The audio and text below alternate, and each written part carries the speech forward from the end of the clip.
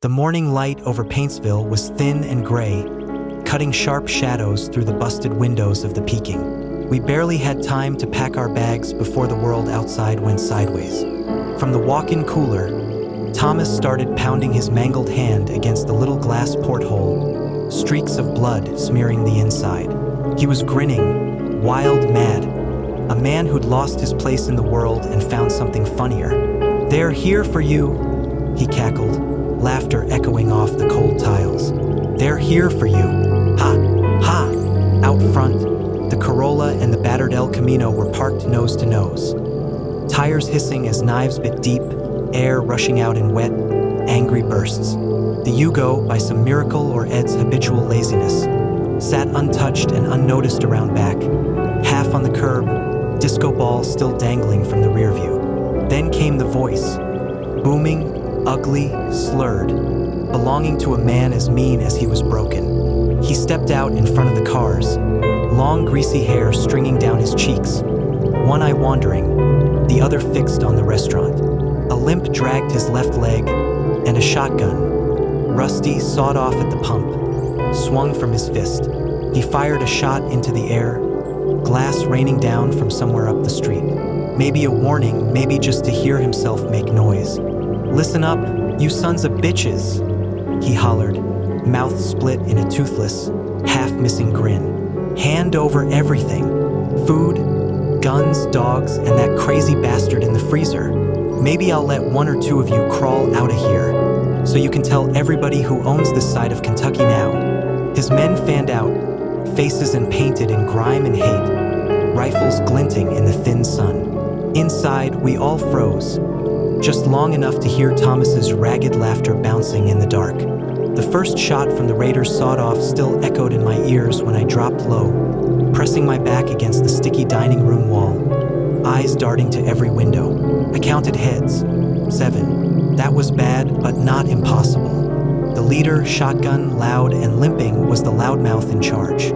To his left, 2 more carried ancient breakstock shotguns, barrels dinged, action stiff. Dangerous up close, but if they missed, they'd be easy meat for a counterattack in the chaos. Behind them, one with a battered AR. Looked like a pawn shop reject, pitted and likely to jam, but nothing you wanted pointed at your head. The last 2 flanked the door, one carrying a dented battering ram, the other a rusted machete, both itching for an excuse to break something. Finally, to the side, crouched behind a half-rusted truck engine, was their marksman. A wiry bastard with a scoped .30-30, working the bolt slow and scanning every front window. He was the real threat if we poked our heads up. I was running through options, barricade, fallback, make for the Yugo when I heard it. The back door creaked open and shut, footsteps thumping into the alley. "Shit, Ed," I hissed too late. I lunged for the door but caught only a glimpse. Ed's battered camo cap bobbing as he waddled full speed around the side of the building. Out front, he stopped dead center, arms wide like he was introducing a band at the county fair. "Hey fellers, I recognize a couple of y'all from the dollar store." The Raiders froze, sawed off dropping slightly, confusion washing over their filthy faces. "My buddies left to break in the Walmart pharmacy," Ed went on, voice high and chipper. "Said they accidentally busted up Thomas too bad. Told me to stand guard, but I didn't want to stand. I got tired." A ripple of uncertain laughter spread through the group. A couple of the shotgun boys snorted, but the leader's one good eye narrowed, flicking from Ed to the windows, then to his men. Half of them looked ready to gun Ed down for fun. The other half, well, maybe Ed really was dumb enough to be telling the truth. One thing was certain, they weren't leaving, and they weren't buying all of it. I gripped my rifle tighter, heart pounding, mind racing. The opening was small, but if Ed could stall them just for a second, we might have a shot. And behind me, I could still hear Thomas cackling in the dark, banging on that cooler window, just as the battering ram made its first echoing thud against the front door. My pulse thundered in my ears as I slid into cover behind an overturned booth. I caught DJ Red's eye, nodded once. He understood, guns up, safety off, sights on target. Ed was still rambling outside, grinning at the Raiders like he hadn't a care in the world. "Thomas? Yeah, he's locked up tight in the freezer, but I can show y'all to him. There's a secret entrance and everything. He paused, lifted his hand, and gave a single, deliberate wave, our signal. The team tensed, fingers curling around triggers. Even Mr. Nibbles seemed to sense the change, hackles up, lips curled. Ed grinned even wider, winking at the leader with the shotgun. Yeah, the entrance is right around back in Fuck You Land. The group hesitated, eyes narrowing. Then Ed's voice shot up.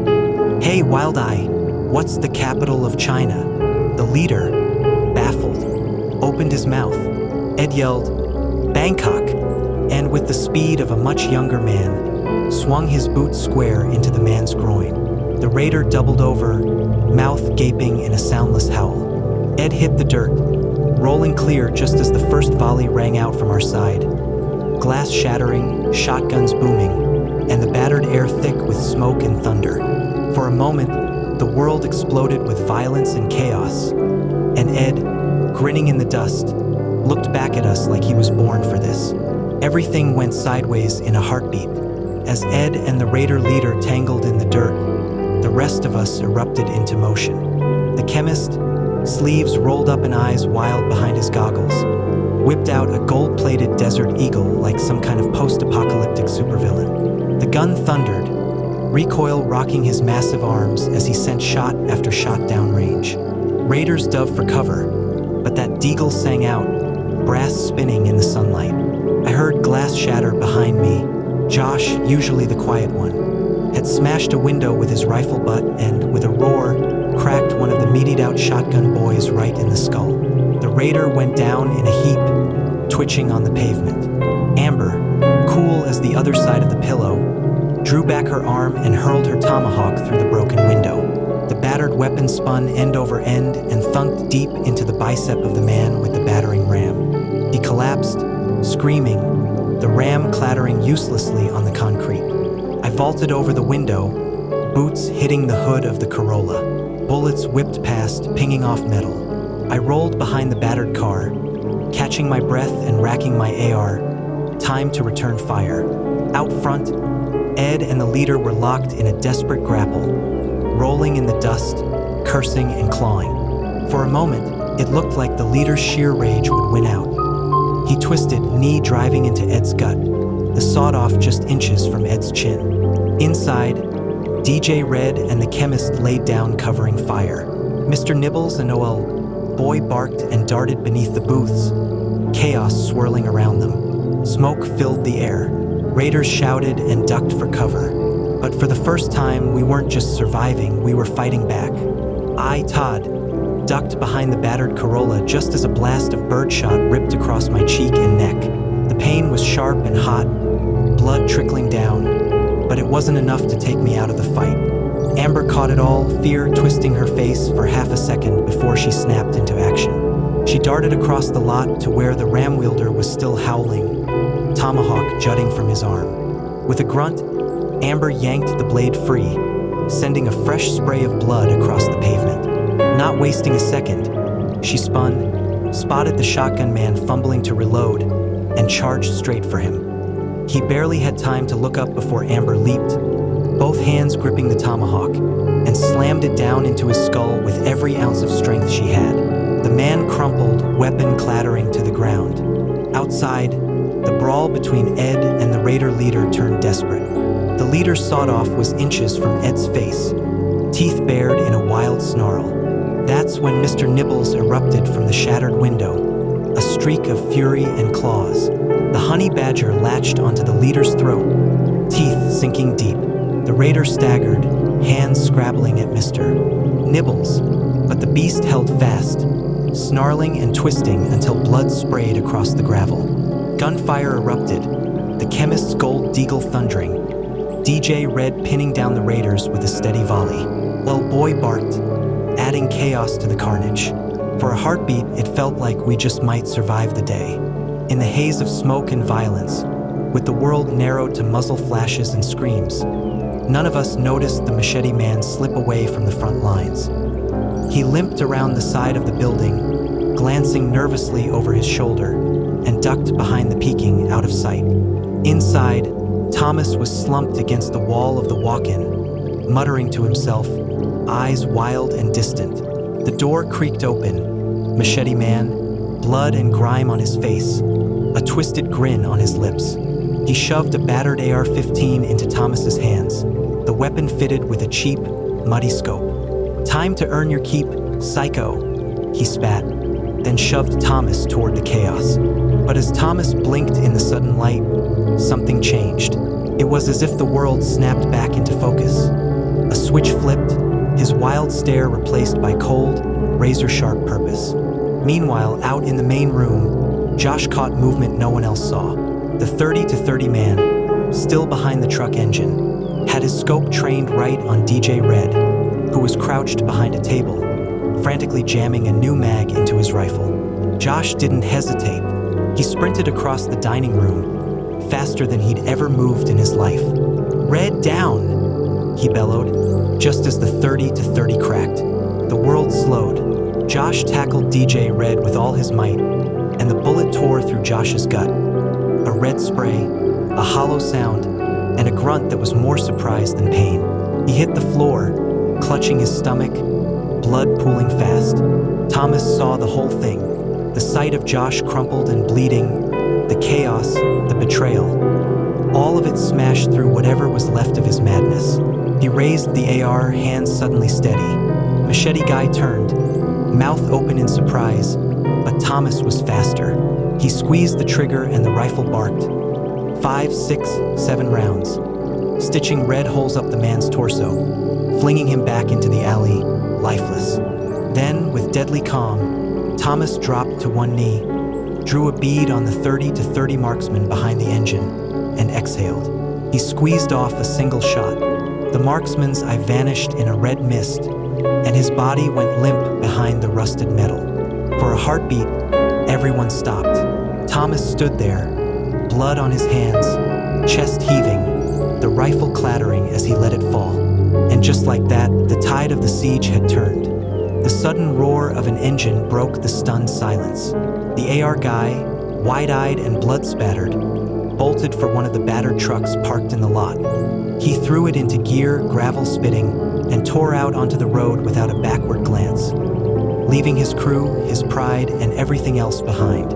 Nick, face twisted with grief and rage, took up his rifle and, with no hesitation, put a round clean through the battering ram guy, ending whatever fight was left in him. Inside the battered Peking, we rushed to where Josh lay, crimson pooling beneath his shirt.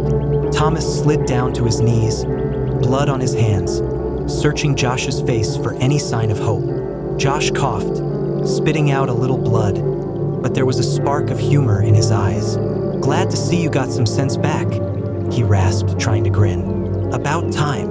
He licked his lips and looked around. "Somebody got a smoke?" I fumbled into my pocket, hands trembling, and pulled out a half-crushed pack. I handed him one, hoping it wouldn't be the last thing I ever gave him. For a moment, it hit me we didn't have a lighter. Then, like fate had him waiting in the wings, the chemist appeared beside us, goggles flecked with gunpowder and that calm, eerie solemnity of his.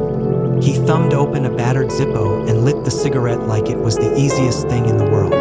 Josh took a shaky drag, exhaled slow, and managed a wheezing laugh. "This is still better than the time I crashed the pallet jack into the bread display at the old supermarket." I squeezed his hand tight, my voice raw. "Just hang on, man. It's gonna be all right. Just hang on." Josh's eyes went glassy for a second. He squeezed my hand back, then turned serious. "I always knew you had a thing for me, Sarge," he croaked, grinning one last time. And with that, Josh let out a long breath, shoulders settling, eyes closing peacefully. The cigarette burned between his fingers, untouched by the world. We bowed our heads, the dust and gun smoke swirling around us. Another friend gone, but not forgotten. There wasn't a dry eye in the room. Even the ones who barely knew Josh cracked a half grin through their tears, remembering his quick wit and stubborn loyalty. DJ Red wiped his face with the back of his sleeve. The chemist stood silent and solemn, and even Amber's fierce eyes glistened in the flickering morning light. Thomas just stared at the blood on his hands, looking smaller than I'd ever seen him. He dropped to his knees, tears streaming down his face, and choked out his apology. Once, twice, like saying it enough times might undo the damage. "I'm so sorry," he rasped, voice barely holding together. "For everything I did, for almost killing you. I can't stay. I'll take one of their trucks and just go. Don't try to stop me. You all have given me more than I deserved. Thank you for not killing me." I stepped forward before I even realized my feet were moving, my voice trembling. "Thomas, you don't have to do this. Nobody's blaming you. We all lost it, more than once." But he just shook his head, gave me that crooked two-finger salute like he used to back in better days, and managed a sad little smile. "You gave me a second chance, Sarge. Don't waste it. Take care of the rest of him." He slung a Raider's rifle over his shoulder, walked outside, and drove off in one of their abandoned trucks. Not a single one of us tried to stop him. The silence that followed was heavier than any smoke or dust in the air. We gathered around Josh's body, the cigarette still burning faintly between his fingers. That's when I heard it. A faint, wet dragging sound coming from behind the bar. Heart pounding. I slipped away from the others, easing my weapon into a ready grip. I moved around the corner slow and quiet. There, half-conscious and bloodied, was the Raider with the breakstock shotgun, the one Josh had cracked in the skull. He was trying to crawl away, dragging himself like some busted-up animal, leaving a thick, red smear across the floor. I stared at him for a long second, then grinned through the grief still fresh on my face. Well, look what we have here." His eyes flicked up, full of fear and spite, but I wasn't seeing a threat anymore. I was seeing a gold mine, of secrets, of answers, of everything we needed to know about the Raiders, the People's Militia, and whatever the hell might be waiting for us down this road. The sun was just starting to crest the shattered skyline. The fight wasn't over, not by a long shot.